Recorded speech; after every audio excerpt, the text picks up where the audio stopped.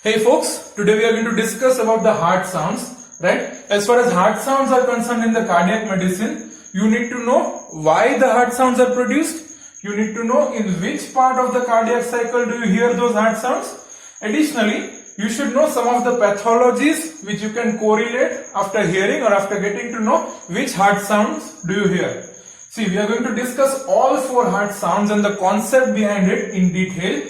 But before I begin with my that word, I'll tell you one line what this four heart sound indicates. See, first heart sound S1 indicates the closure of tricuspid and mitral valve, right? Second heart sound indicates the closure of aortic and pulmonary valve. Third heart sound indicates the rapid filling phase of diastole, and fourth heart sound indicates the atrial contraction. Okay. We are going to discuss individually each sound and the concept behind it. Let us start with the third heart sound. Okay, the third heart sound is heard during the rapid filling phase, of the diastole. Now, what does the third heart sound indicate? What is the concept behind third heart sound? Third heart sound indicates systolic failure due to diastolic overload. Now, you might be wondering what does this actually mean? See, to differentiate between third heart sound and fourth heart sound, third heart sound is heard during the systolic failure, fourth heart sound is heard during the diastolic failure. Third heart sound is heard during diastolic overload and fourth heart sound is heard during systolic overload.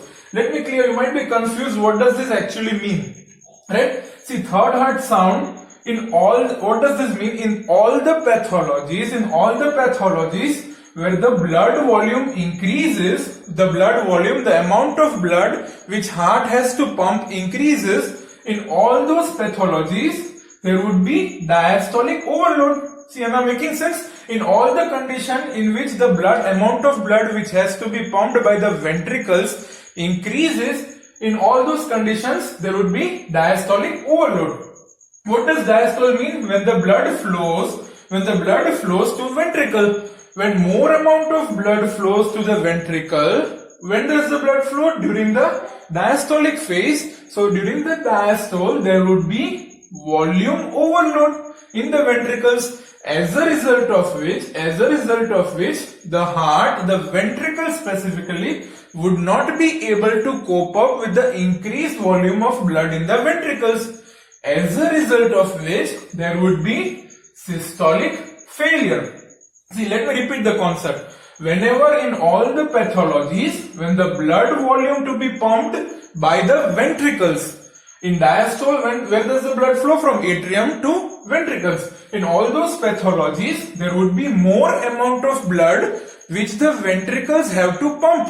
Am I making sense? As a result of which, during diastole, there would be overload of blood volume, which in turn ventricles would not be able to cope up with. The ventricles would not be able to contract properly due to the volume overload, which results in systolic failure. What does systolic failure mean? The ventricles would not be able to pump or cope up with the increased overload of blood during the diastole. Am I making sense? See, so you're clear with the concept? What does the third heart sound mean? Now, what are the causes of third heart sound? See, third heart sound is not normally heard. In all the pathologies, you can imagine where the blood volume to be pumped by heart increases, in all those pathologies, you get the third heart sound. Okay, so which pathology you can imagine where third heart sound is produced when there is blood volume is increases? In all the high output states, you can imagine, like anemia, thyrotoxicosis, the blood volume increases, to be the amount of blood the ventricles have to pump will increase. Therefore, as a result of which there would be diastolic overload, which leads to systolic failure. In pregnancy, there is physiological dilution, the blood volume increases, as a result of which you get a third heart sound. Third heart sound is also heard in children, athletes, and it's normal up to 30 years, right? In the special condition in which third heart sound is heard is heart failure and congestive cardiac failure, right? What does heart failure and congestive cardiac failure mean? There is systolic failure. the heart would not be able to pump due to volume overload, right? In heart failure and congestive cardiac failure, the heart would not be able to pump enough amount of blood. So the amount of blood in heart would increase, as a result of which there would be diastolic overload, which leads to systolic failure. There would be increased atrial pressure because the ventricles would not be able to contract due to heart failure or congestive cardiac failure, right? One more condition, special condition where you get this third heart sound is tricuspid regurgitation and mitral regurgitation. Okay, why do you get a third heart sound in tricuspid and mitral regurgitation? Imagine this stuff, right? In both these regurgitation, what happens is the blood regurgitates back from ventricles to atrium, right? In tricuspid regurgitation from right ventricle to right atrium, in mitral regurgitation from left ventricle to left atrium, right? So there would be more amount of blood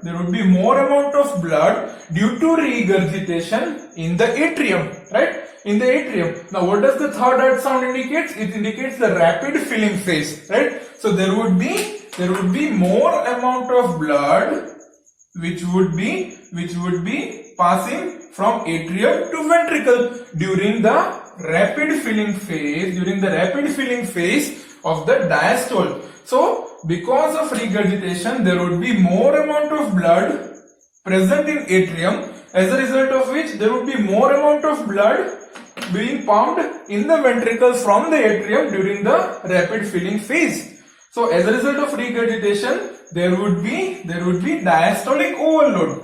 There would be more amount of blood coming back to ventricle, as a result of which there would be diastolic overload and the heart won't be able to pump. So as a result of which there is systolic failure. So you get a third heart sound in all these conditions, all the high output states, pregnancy, heart failure, congestive cardiac failure, and mitral and tricuspid regurgitation, right? So this was all about third heart sound. Okay, now we are going to discuss about the fourth heart sound. Basically, what does the fourth heart sound mean? The fourth heart sound means the phase of atrial contraction. Atrial contraction is by and large the last phase of the diastole of ventricles. Okay, so what is the concept behind the fourth heart sound? Why is the fourth heart sound heard? The fourth heart sound is heard due to diastolic failure. Why is there diastolic failure? Due to long-term systolic overload. Okay, so let me clear the concept. What does this mean? Right? What does systolic overload mean? We had discussed the third heart sound is heard during systolic failure, fourth heart sound diastolic failure. Fourth heart sound indicates systolic overload, third heart sound indicates diastolic overload. Now what does systolic overload mean? Right? Let us take some examples, right? For example, in the condition like aortic stenosis or pulmonary stenosis, there is stenosis over here, right? See, there is stenosis over here. In pulmonary stenosis, there will be stenosis over here. So, whenever during systole, left ventricle will contract or right ventricle will contract, it would be difficult for the ventricles to contract or to undergo systole to pump blood over here. It would be difficult due to the stenotic lesion at aorta or pulmonary artery. Is that right? So there would be difficulty in systole. More amount of contractility would be required, as a result of which there is systolic overload due to the stenos lesion over here. Right? Similarly, in systemic hypertension or pulmonary hypertension, the pressure over here is more, as a result of which more amount of force would be required to pump blood into the systemic circulation by left ventricle or into the pulmonary circulation by right ventricle. Am I making sense? So in all these four conditions, there would be more amount of contractility which would be required by the ventricles to pump blood into their respective circulations, as a result of which there would be systolic overload. During the systolic phase, it would be difficult for the ventricles to contract. in all these four conditions. So, as a result of which, due to long-term systolic overload, to compensate the systolic overload or more amount of contractility required in all these four conditions, what will ventricle do? The ventricle will try to increase the myocardial mass. The ventricles will try to increase the myocardial mass, and what does this mean? It indicates left ventricular or right ventricular hypertrophy. There would be hypertrophy so that the contractility, the myocardial contractility will increase, as a result of which the ventricles would be able to cope up the increased pressure over here. Due to more amount of myocardium, there would be more contractility, as a result of which the ventricles would be able to cope up with the systolic overload due to the increased pressure or increased stenosis over here. But contrary to the beneficial effects, what is the negative effect of this hypertrophy? The negative effect of this hypertrophy is there would be difficulty in diastole. As you can see, due to increased ventricular hypertrophy, the amount of lumen, the amount of space in the left ventricle or in the right ventricle will decrease, and as a result of which during the diastole there would be diastolic failure. Due to long-term systolic overload, the compensatory mechanism of left ventricular and right ventricular hypertrophy will lead to difficulty in diastole. See, there is decreased volume over here. As you can see, due to hypertrophy, there would be decreased volume. So, the diastole would be difficult now. Systolic, the systolic capacity or contractility would be okay due to the left ventricular and right ventricular hypertrophy. But diastole would be difficult. As a result of which, during the atrial contraction phase, you get the fourth heart sound. So you can imagine all these four pathologies: pulmonary stenosis, aortic stenosis, pulmonary hypertension, systemic hypertension. In all those conditions, due to systolic overload, you get a diastolic failure. Now, same is the condition with hypertrophic obstructive cardiomyopathy. In this, the same condition over here prevails.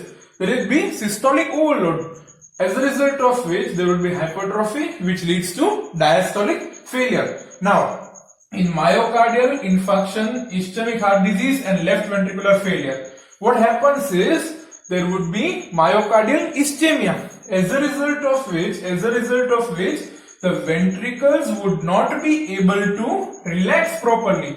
The ventricles would not be able to relax properly. Adenosine would not be released due to myocardial ischemia, as a result of which there would be non-compliant ventricles. When is the fourth heart sound heard? In these conditions, there would be non-compliant ventricles. The ventricle would not be able to relax easily, relax properly, which leads to the diastolic failure, which leads to the production of the fourth heart sound. So in all these conditions where there is ischemia, there is myocardial damage, as a result of which the ventricular relaxation phase is not proper, which leads to diastolic failure, which leads to the production of fourth heart sound. Which all conditions in myocardial ischemia, ischemic heart myocardial infarction, ischemic heart disease and left ventricular failure leads to diastolic failure, which leads to the production of fourth heart sound. So the concept, the basic concept of fourth heart sound production is ventricular hypertrophy, left ventricular, right ventricular hypertrophy. Accordingly, the causes are aortic stenosis, systemic hypertension for left ventricular hypertrophy, pulmonary stenosis, pulmonary hypertension for right ventricular hypertrophy, non-compliant ventricles due to hypertrophy, and the ventricles are unable to relax due to the myocardial ischemia or infarction or left ventricular failure.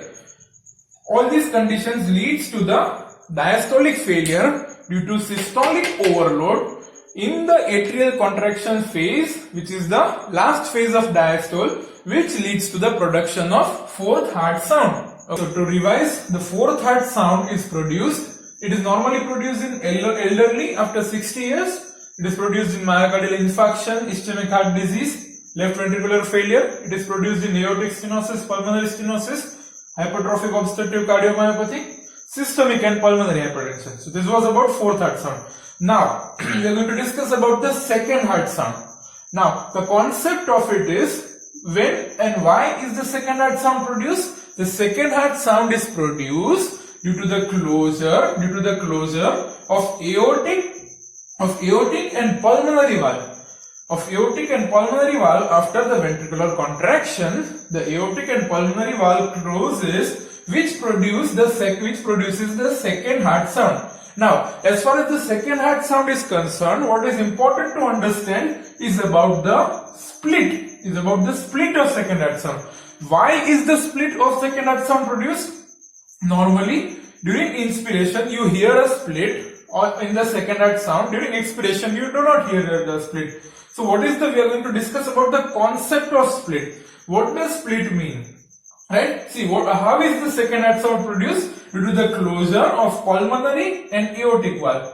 Okay, so when would you get a split in the sound production? Whenever there is a difference in closure,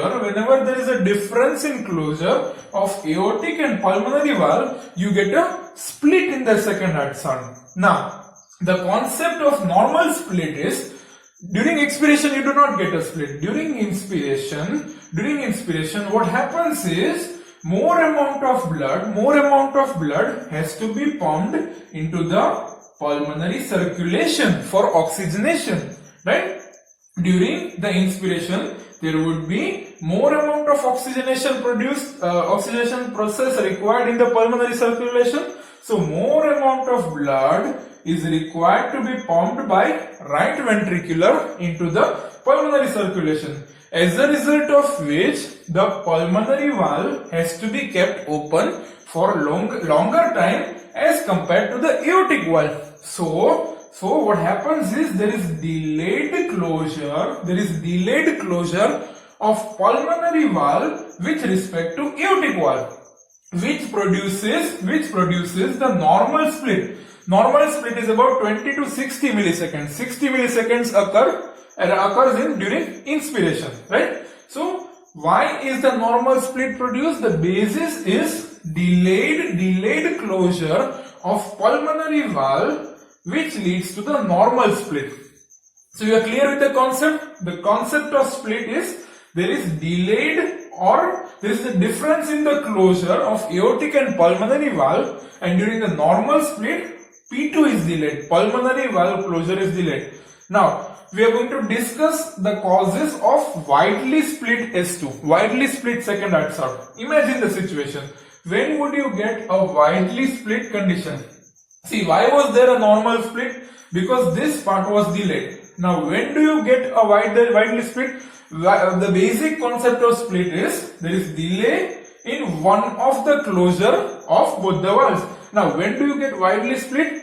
When this part, pulmonary valve part, which was delayed, will get more delayed. Or additionally, or the other cause could be, this part, there would be earlier closure of aortic valve. So there could be two pathologies which can lead to the wide split of second heart sound. This part could be more delayed. Why was there a normal split? Because this part was delayed. When it is more delayed, pulmonary valve closure is more delayed, you get a wide split. Or when aortic valve is closed earlier, whenever this part is spaced, you get a widely split. So there are two types of pathologies where you get a wide split. This part is delayed or this part is spaced. Now, the causes you can easily imagine. When would you get delayed closure of pulmonary valve? When would you get a delayed closure of this delayed process over here?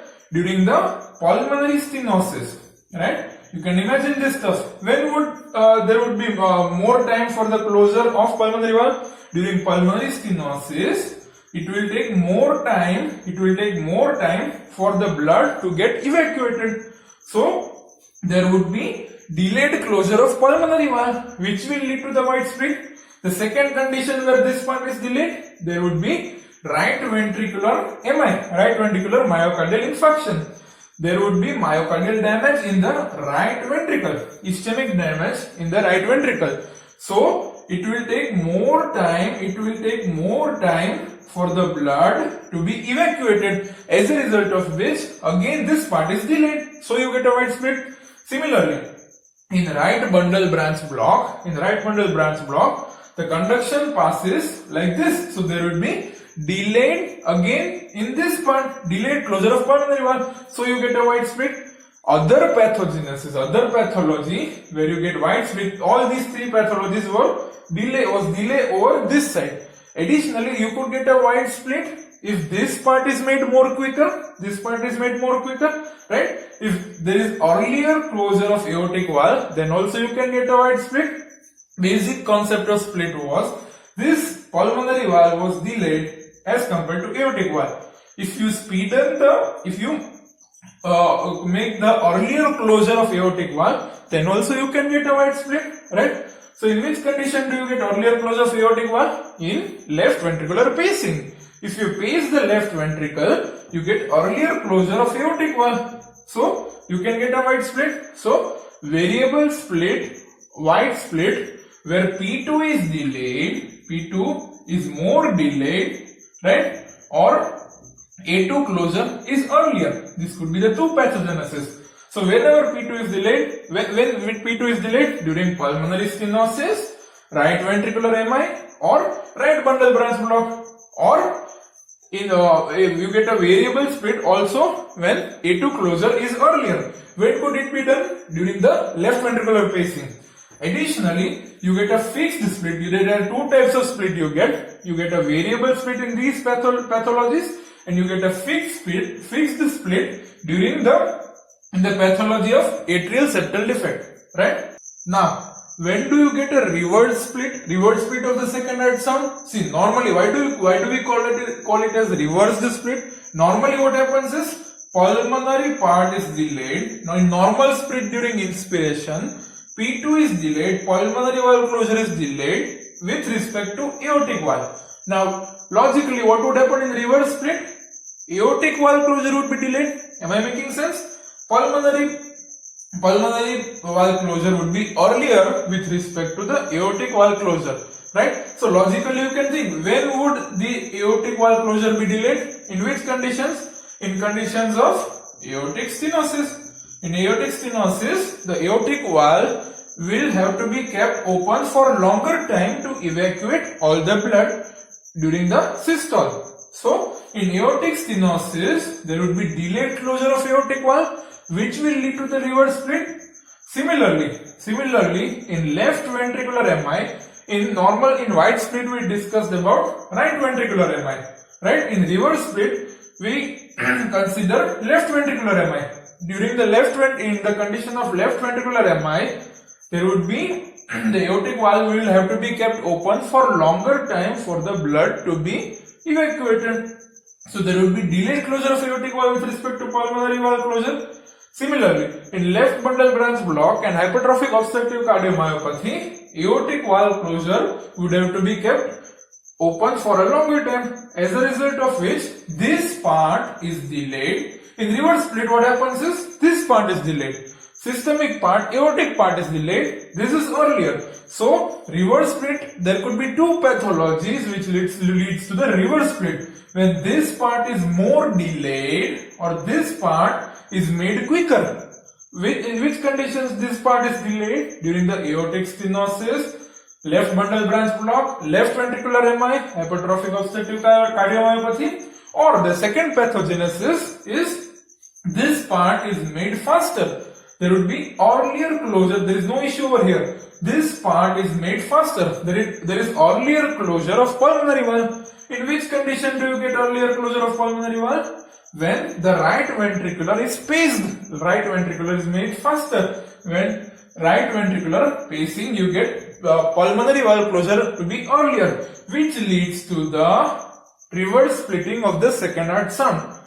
Now, when do you get a narrow split in the second heart sound? During the pulmonary hypertension. The difference in the closure of both the valves would be shortened, which was normally present during the inspiration. Am I making sense? Now, when do you get a single second heart sound? Single second heart sound, in which conditions? Imagine the stuff. Whenever when do you get a single, there is no split, there is a single second heart sound. In two conditions it could be present. When one heart sound, one of the two closure is not heard properly, the intensity is not enough to be heard, or in the second pathology, both the closures are synchronous with each other. Whenever both the closures are synchronous with each other, both of the closure occur at the same time, you hear a single sound. Or one of them, the intensity of one of them is very low. So you hear only one of the sounds, which leads to a single second heart sound. So the pathogenesis of single second heart sound is the conditions in which there is decreased intensity of aortic or pulmonary valve closure. In which conditions do you get decreased intensity of these closures? In aortic stenosis, pulmonary stenosis, tetralogy of Fallot, you get the decreased intensity of aortic and pulmonary valve closure respectively, right?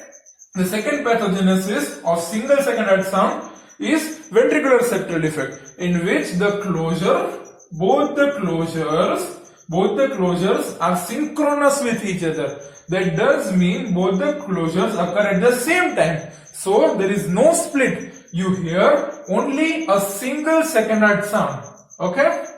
So in ventricular septal defect, you hear a single second heart sound. So these are the two pathogenesis. So we discussed is in second heart sound, we discussed normal split, wide split, reverse split, narrow split, and single second heart sound.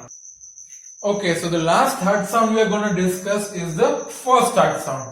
What does the first heart sound indicates? The first heart sound indicates the closure of mitral and tricuspid valve. Okay, the first heart sound indicates the closure of mitral and tricuspid valve. Now, the concept of closure is this. See, during the ventricular filling, after ventricular filling, when the pressure in ventricles becomes more than the pressure in atrium, when the pressure in ventricles, let's take an example of the mitral valve. When the pressure in left ventricular after the ventricular filling becomes more than the left atrium, at that time there would be a closure of the mitral valve. When the pressure over here increases, so the valve will be closed. When the pressure, the difference of pressure is important. The difference of pressure between ventricle and atrium will produce the closure of the valve, will produce the first heart sound. Okay. So the concept of closure is this. The concept of closure is the difference in pressure, between ventricle and atrium. Okay. So the first heart sound is produced due to difference in pressure. Now, as far as first heart sound is concerned, you need to know in which conditions do you get a loud first heart sound. Okay, so in which conditions do you get a loud first heart sound? Imagine. How is the first heart sound produced? Due to difference in pressure. In which conditions do you get a more pressure in the left ventricle? See, in mitral stenosis or in tricuspid stenosis, due to stenotic lesions over here, what will happen? Already the left atrium or right atrium pressure would be more, right? Due to stenosis, left atrium and right atrium pressure would be more. So, for the closure of mitral and tricuspid valve, the amount of pressure required in left ventricle or right ventricle would be much higher due to the reason that in stenotic lesions over here, the atrial pressure would be more. So, there would be more amount of blood which would be required to come in left ventricle to increase the pressure for the closure of mitral and tricuspid valve. So, there would be prolonged AV filling,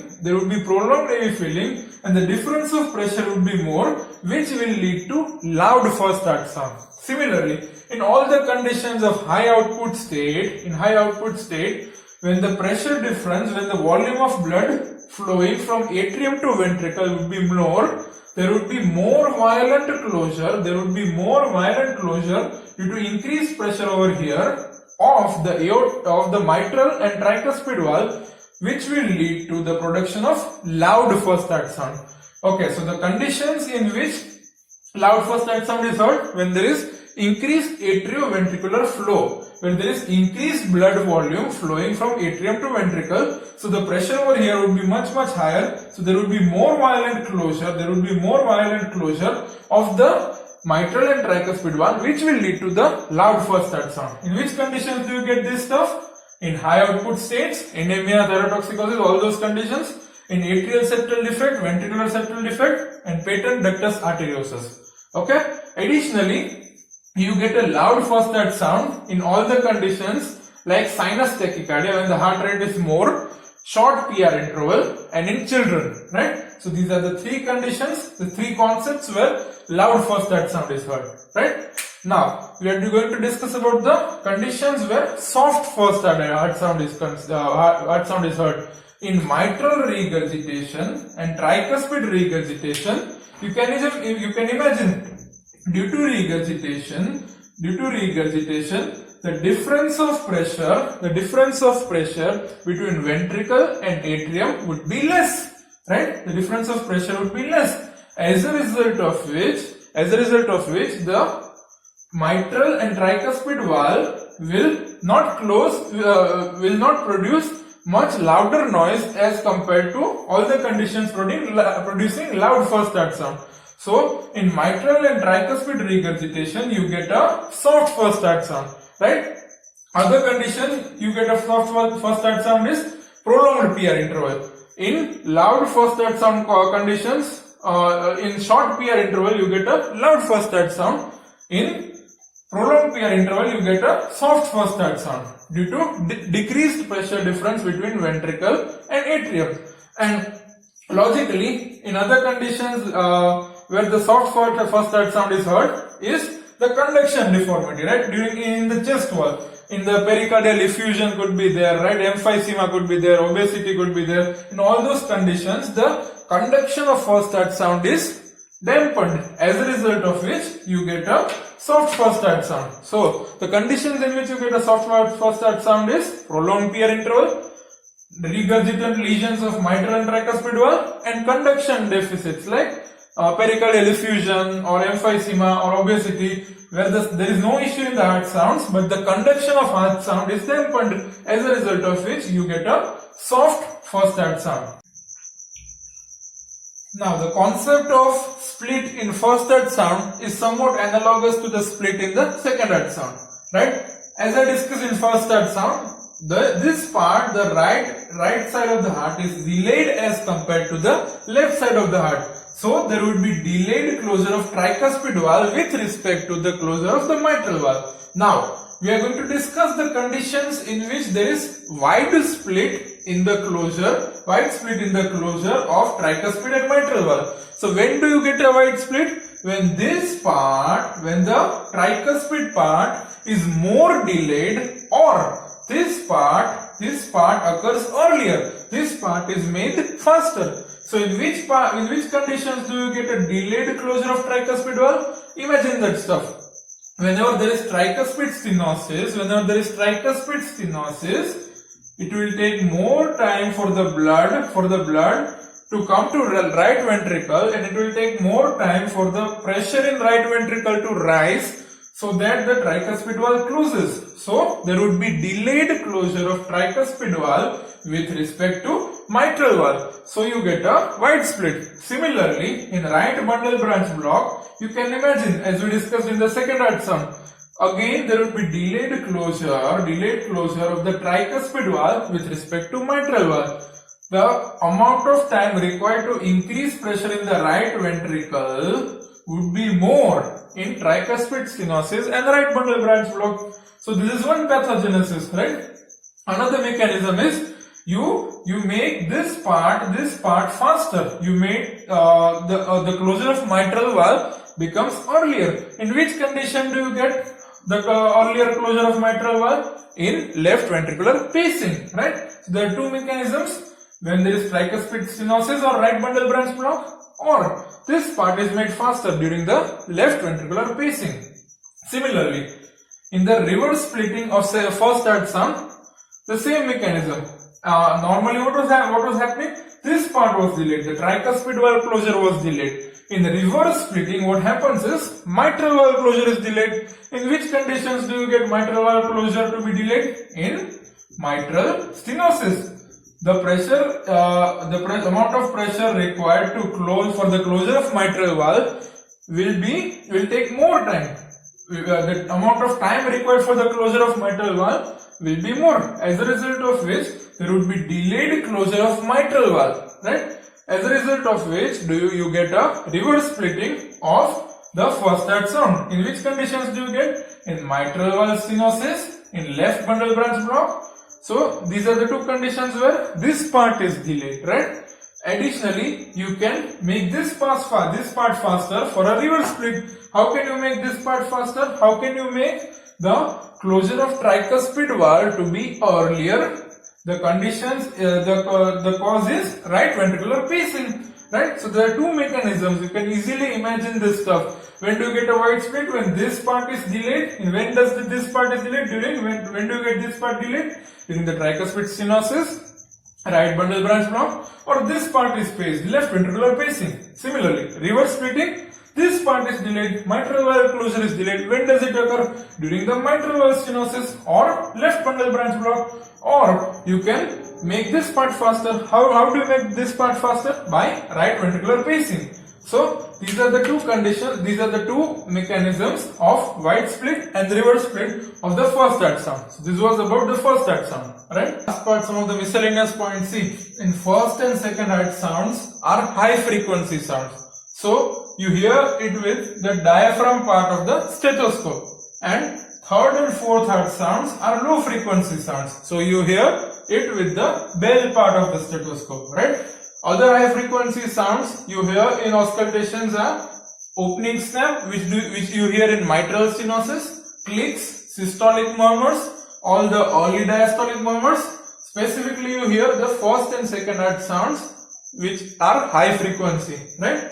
And other low frequency sounds you hear in auscultation with the bell part of the stethoscope are third and fourth heart sounds and mid diastolic murmur of mitral stenosis. So specifically remember the difference between S1 and S2, which are high frequency sound, and S3 and S4, which are low frequency sound.